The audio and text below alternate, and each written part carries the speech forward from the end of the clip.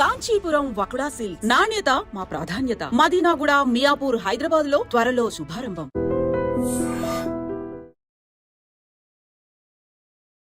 Hi hello నమస్తే, welcome back to iron media. ఈరోజు మనతో ఉన్నారు మన ఫేవరెట్ ఫైనాన్షియల్ అడ్వైజర్ అయిన రమేష్ పసుపులేటి గారు. ముఖ్యంగా ఈరోజు ఎపిసోడ్లో క్రిప్టో కరెన్సీ, అందులో కూడా ఎలాంటి కరెన్సీస్, ఎలాంటి కాయిన్స్ ఇప్పుడు బూస్ట్ అవ్వబోతున్నాయి, అలాగే రీసెంట్ అప్డేట్ పై కాయిన్ అనేది ఒకటి ఐపీఓకి రానుందని కొంచెం ఇన్ఫర్మేషన్ వచ్చింది. ఇలాంటి విషయాలన్నింటిపై అప్డేట్ తీసుకుందాం.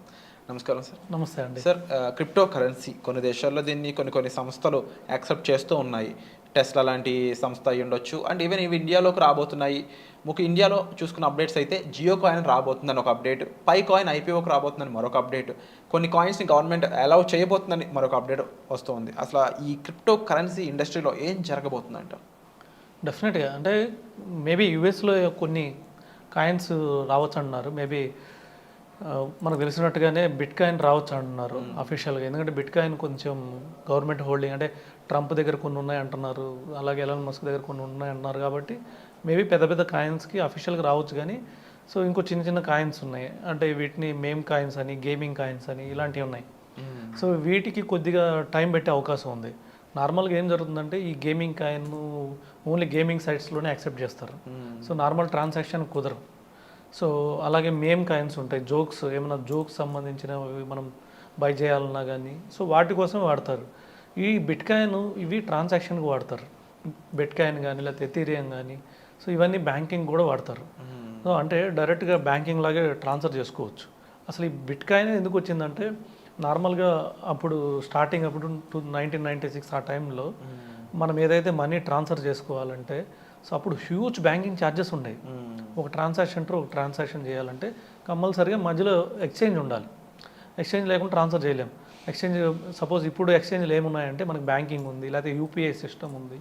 సో ఇలాంటివి ఉంటాయి, వీటికి ఛార్జెస్ ఉంటాయి. ఇంకొకటి ఏంటంటే మనం ఏం ట్రాన్సాక్షన్ చేస్తున్నామో బ్యాంకుకి తెలుసు, అలాగే యూపీఐ వాళ్ళకి తెలుస్తుంది. సో అప్పుడు వాళ్ళు ఏమనుకున్నారంటే ఒక ట్రాన్సాక్షన్ చేసేటప్పుడు ఛార్జెస్ ఏం పడకూడదు, అలాగే ఆ ట్రాన్సాక్షన్ సీక్రెట్గా ఉండాలి. సో ఎవరికి కనిపించకూడదని చెప్పేసి దాన్నే సిస్టమ్ తీసుకొచ్చారు, blockchain system. So blockchains అంటే సో వాళ్ళు చేసే ట్రాన్సాక్షన్ సీక్రెట్గా ఉండాలి. సీక్రెట్గా ఉండాలంటే ఏం చేశారంటే సో వీళ్ళు డబ్బులు పంపించారు, అవతల వాళ్ళకి చేరాలి. ఇక్కడ అంటే బ్యాంక్స్ చూసుకుంటాయి, లేదంటే యూపీఐ చూసుకుంటుంది.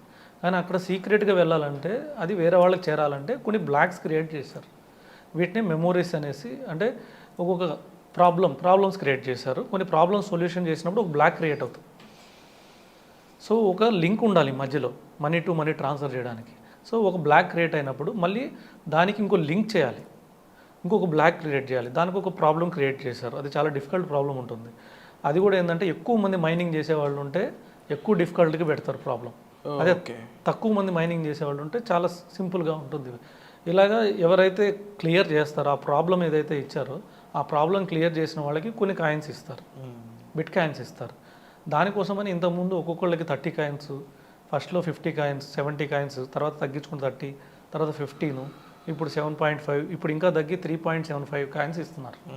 అంటే ఇప్పుడు ఒక బిట్ కాయిన్కి ఒక బ్లాక్ క్రియేట్ చేస్తే, బ్లాక్ చేంజ్ చేసేవాళ్ళు ఉన్నారు, చాలామంది మైనింగ్లో ఉన్నారు.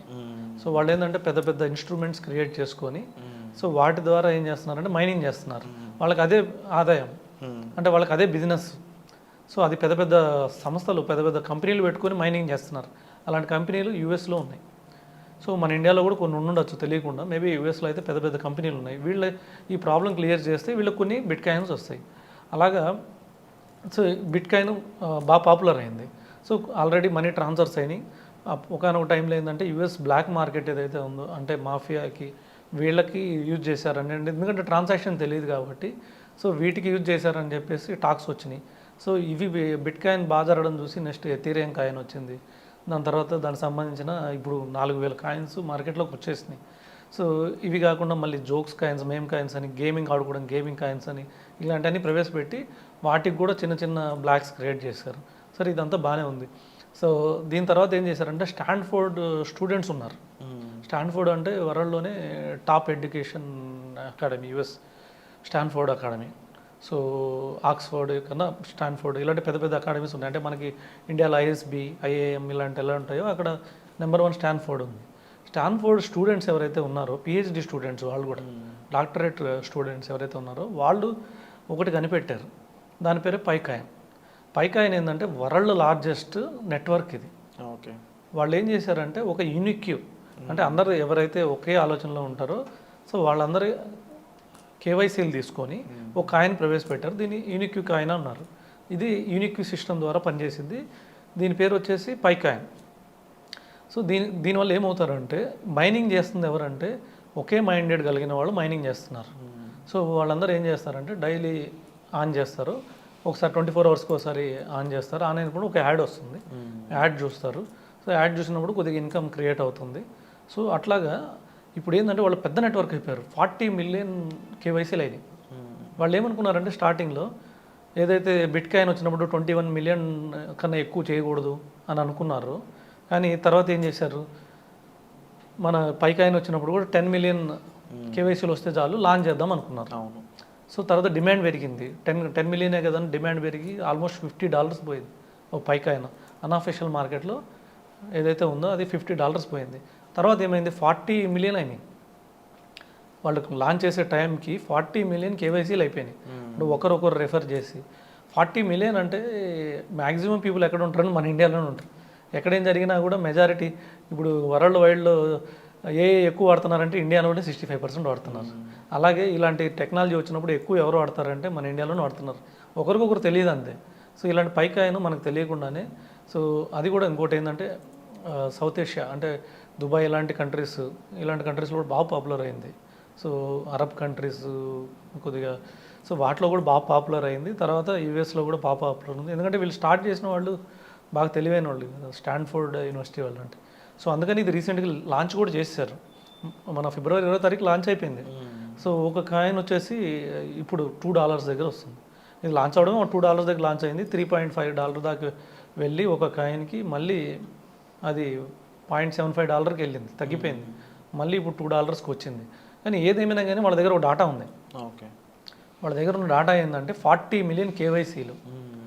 ఇప్పుడు మన ఇండియాలోనే 40 మిలియన్లో 1 మిలియన్ మన ఇండియాలో ఉంటారు. అవును, డెఫినెట్గా 1 మిలియన్ 10 మిలియన్స్ కూడా ఉంటారు మన ఇండియా. సో 10 మిలియన్ కేవైసీలు అంటే 10 మిలియన్స్ ఆధార్ కార్డులు వాళ్ళ దగ్గర ఉంటాయి. ఇది ఎవరికైనా అమ్ముకోవచ్చు వాళ్ళు. 1 crore. 1 crore. ఈ నెట్వర్క్ని వాళ్ళు ఎవరికైనా అమ్ముకోవచ్చు. సో ఈ విధంగా ఇది పెద్ద మార్కెట్ వాళ్ళకి. అందుకనే పైకాయిన్ బాగా పాపులర్ అయింది. ఇంకా ఫ్రీ మైనింగ్ ఉంది. March 31 వరకు ఫ్రీ మైనింగ్, ఎవరైనా రెఫర్ చేస్తే ఒక కాయిన్ ఫ్రీగా ఇస్తున్నారు. తర్వాత నుంచి ఓన్లీ కొనుక్కోవడమే. ఓకే.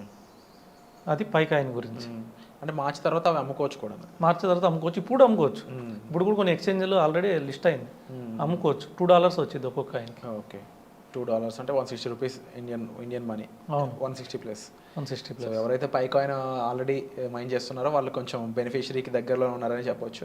అండ్ ఇదండి లేటెస్ట్గా మనకి ఓవరాల్గా బిట్ కాయిన్, పైకాయిన్ అండ్ కాయిన్ సంబంధించిన ఇన్ఫర్మేషన్ అనేది.